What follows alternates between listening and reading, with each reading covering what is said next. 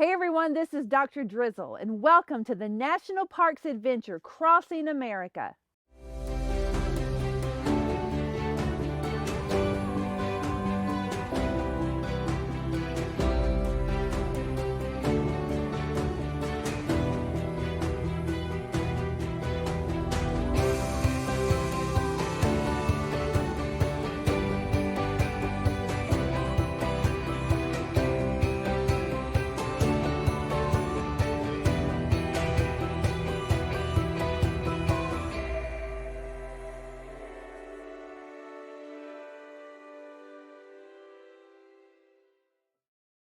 So thank you so much to the National Park Foundation for allowing us to be here today. And you might be wondering, where are we? So we are on a remote island in the middle of Lake Superior, part of the state of Michigan, about 16 miles from the Canadian and Minnesota border at Isle Royale, one of America's most beautiful national parks. And we are here with Ranger Liz.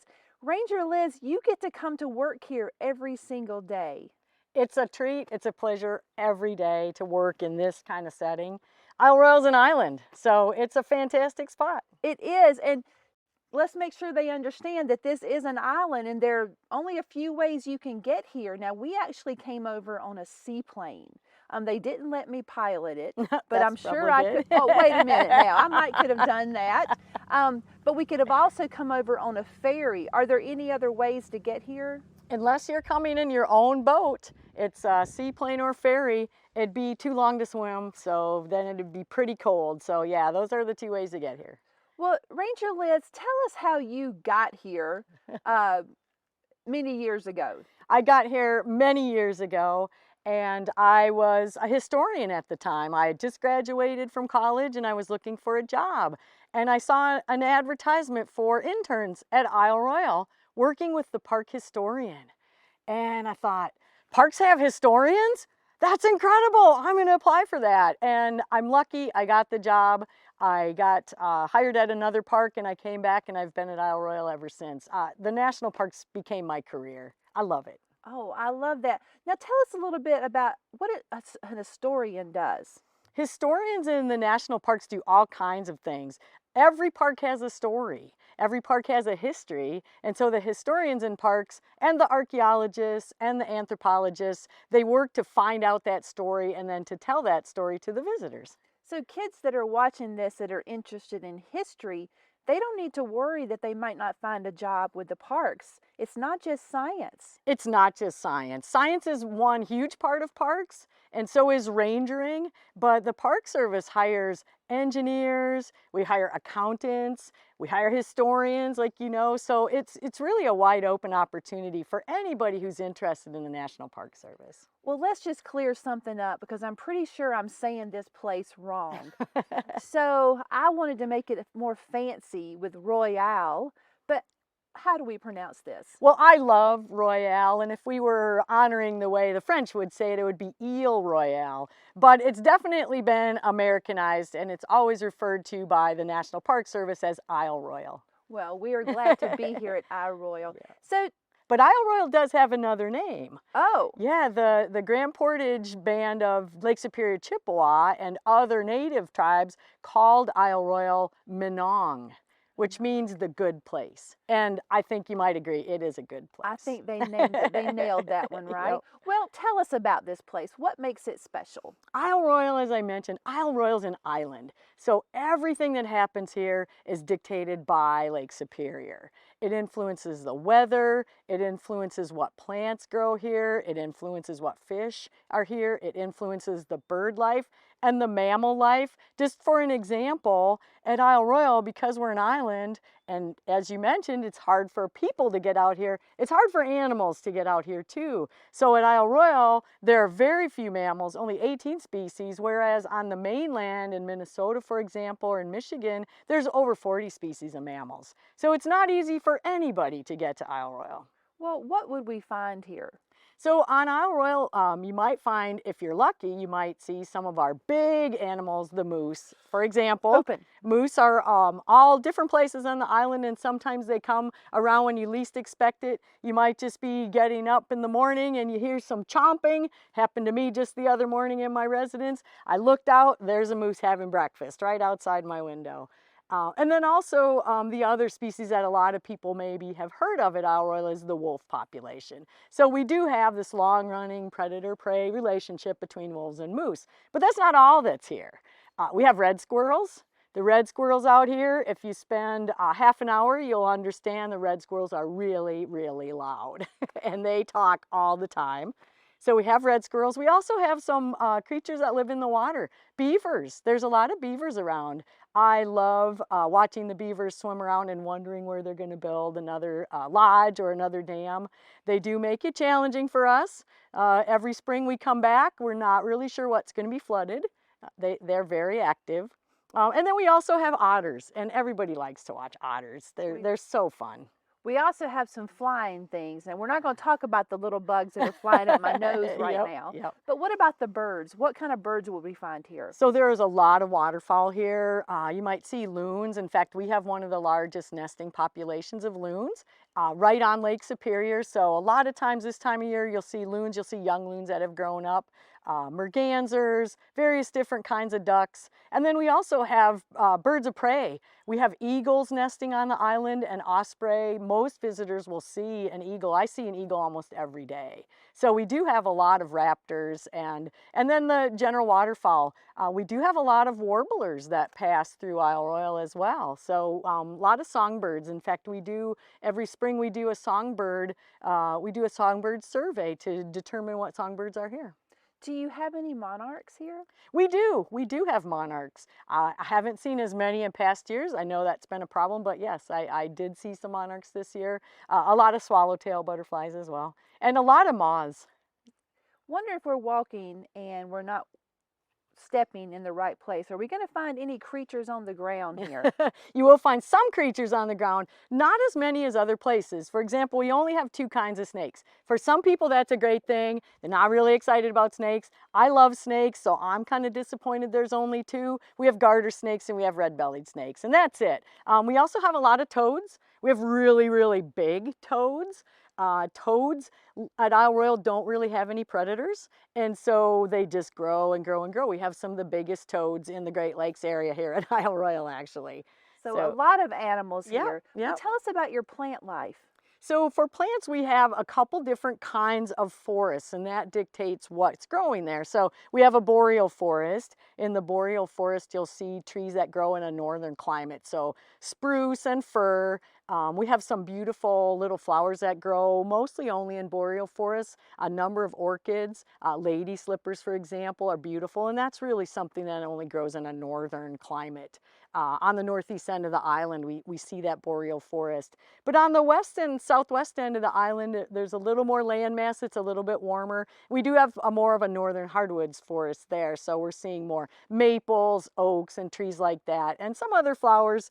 One thing you'll see here at Isle Royale, wherever you go, is thimbleberries, though.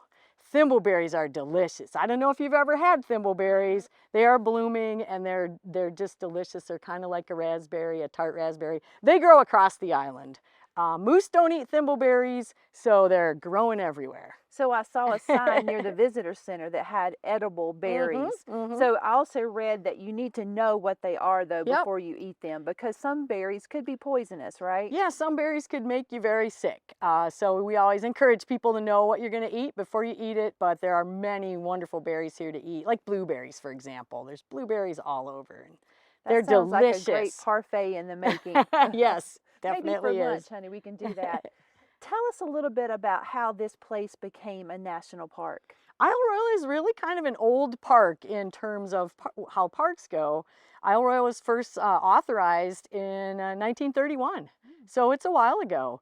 And at the time, there was some concern that Isle Royale maybe would be totally logged over. Some concerned citizens got together, kind of lobbied to see if Isle Royale become either a state park or national park.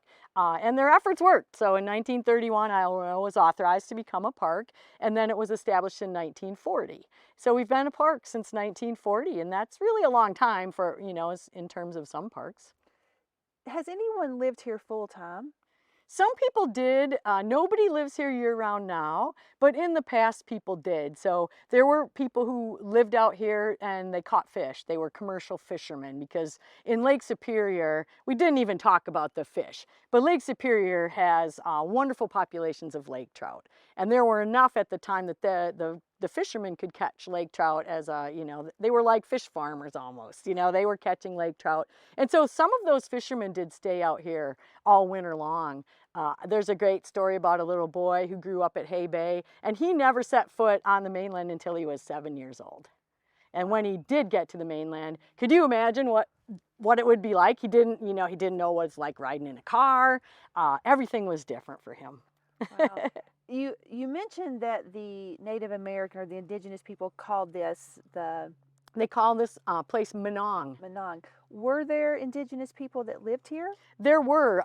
We don't have a lot of evidence that they lived here year-round, but there's definitely use back and forth for seasonal purposes. Same reasons we would come here, right? Catch fish, to pick berries. Also, Isle Royale, the geology is such that there's very pure copper here. And we definitely know that indigenous people came to mine that copper and use it for tools and for ornaments and in trade. Is that still being mined today? No, there's not. Not in the island. There's still copper around. I mean, you still sometimes can see it, but there's no active mining going on. There hasn't been since the 1890s.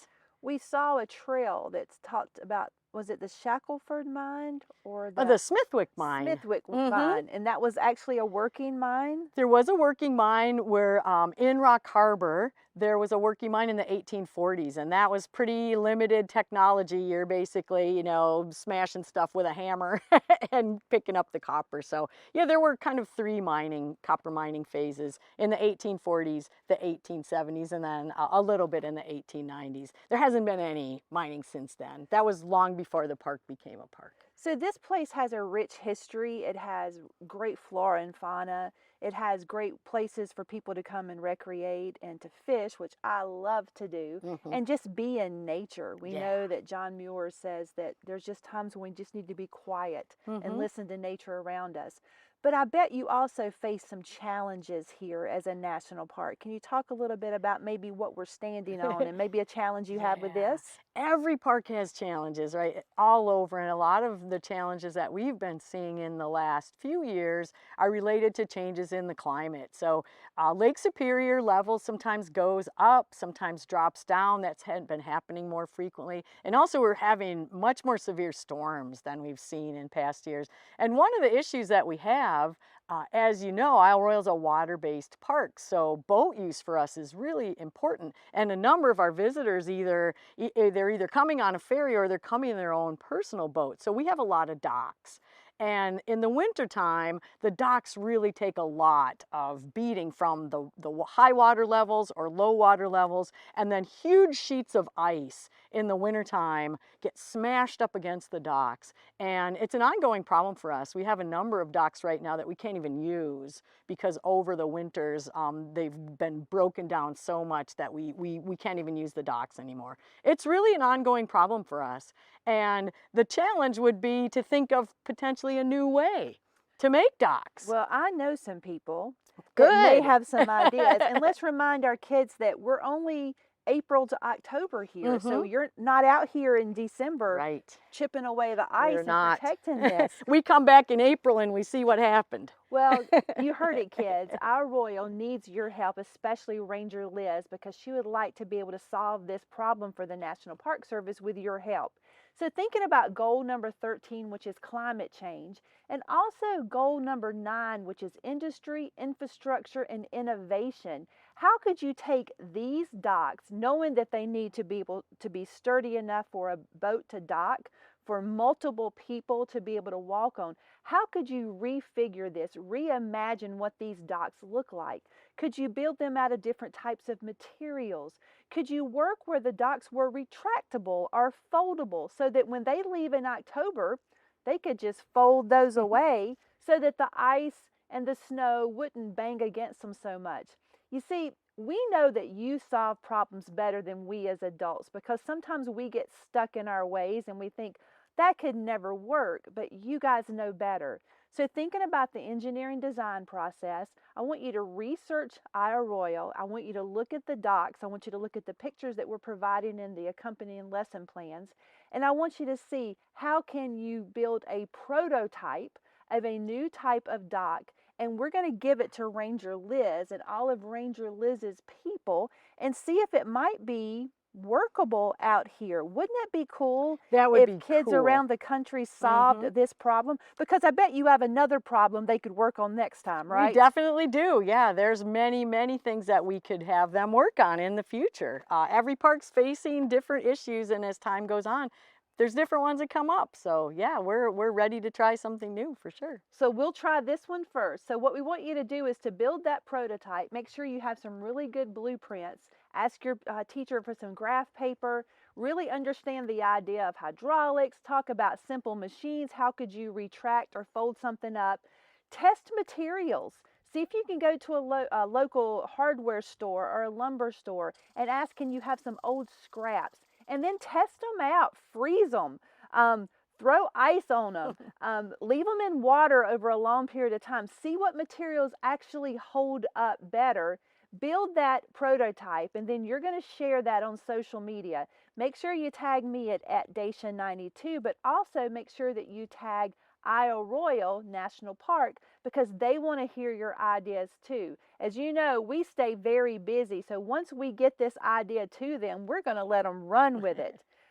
We're excited to see what you can create. In fact, there's a lot of money that can be made in engineering and designs. And did you know there's actually an engineer called a materials engineer?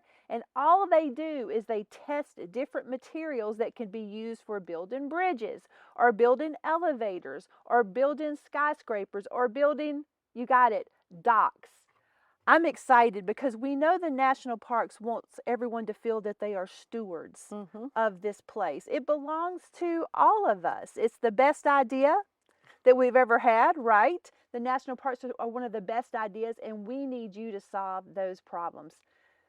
I can't wait. Now get ready though, because once we put this out there, these ideas you're gonna have all of these great little ideas. We may have to ship a few over, some small prototypes. Yeah, maybe we could try them out here. That Absolutely. sounds good. We could put them in the water and see how long they last. Well, we talk to thousands of kids, and they're all interested in becoming, you got it, a ranger. They want the flat hat. You know, yes, they really like those things, and they like the uniforms and the colors. Can you look in that middle camera right there and just give the kids a little bit of advice, if you will, on what they can start doing right now to get your job? I think the most important thing when you're thinking about getting a job with the National Park Service is to be flexible. And don't feel like you have to just be a scientist. You could be a historian. You could be an accountant. You could be an engineer. There are so many opportunities and possibilities. So whatever you're interested in, personally, you can make that fit in the National Park Service. And it's definitely something that will benefit the parks and it'll benefit you and it'll benefit the whole country for sure. Well, I think that is great advice. And I just want to thank you so much for inviting us to come here because we really wouldn't have been able to do this without your invitation. And we thank you for allowing us to come and film and to stand on this dock and tonight to possibly see the Northern Lights. There's just we didn't talk about the Northern Lights, but that's research for you guys, so don't forget that. But thanks so much for having us. It's been a pleasure. Thank you for coming. So thank you so much to the National Park Foundation for allowing us to be here today. We can't wait to see what you do to help solve problems because we know that you are our future. Scratch that. We know that you are our present, and we can't wait to see what you come up with. So on behalf of Dr. Drizzle and Ranger Liz, we're out of here.